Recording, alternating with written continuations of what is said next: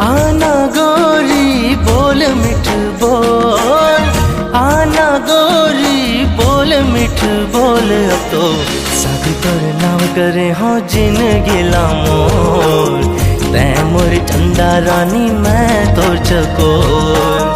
शादी तोर नाम करे हो जिन गिला मोर, तै मोर चंदा रानी मैं तोर चकोर।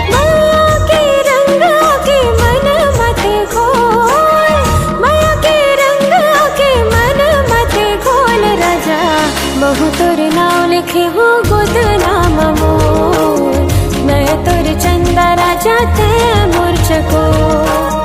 बहु तोर नाव लिखे हो गोद नाम मोर, मैं तोर चंदा राजा ते मोर चकोर।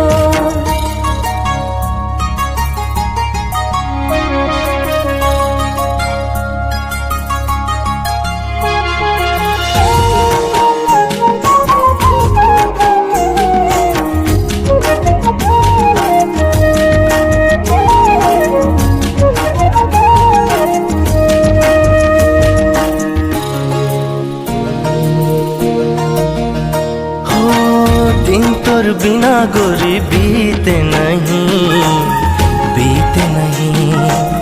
कामो बुता गलो भावे नहीं, भावे नहीं।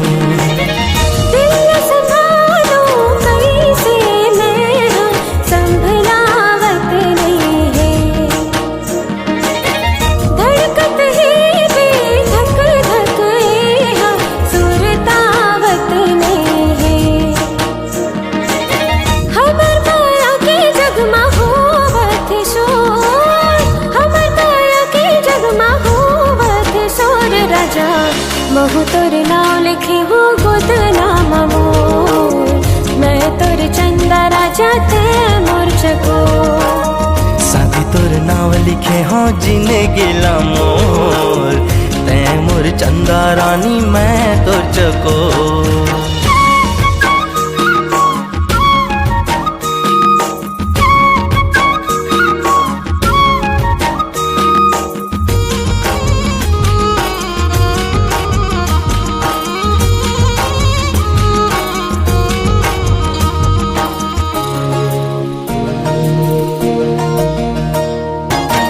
दूसर के पीरा कहाँ कोनो ला जना थे, कोनो ला जना थे।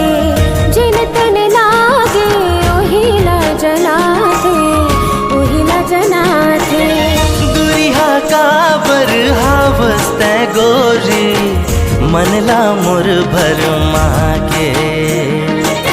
छोड़ जन देबे गोरी मोला, नैनल नैना मिला के।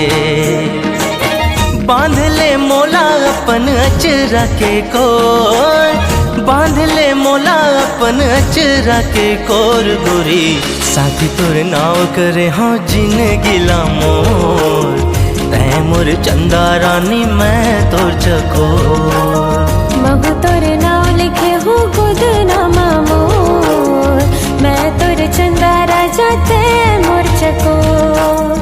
साथी तोर नाव करे हो जिन गिला मोर, तै मोर चंदा रानी मैं तोर चकोर। मैं तोर चंदा राजा ते मोर चकोर, तै मोर चंदा रानी मैं तोर चकोर।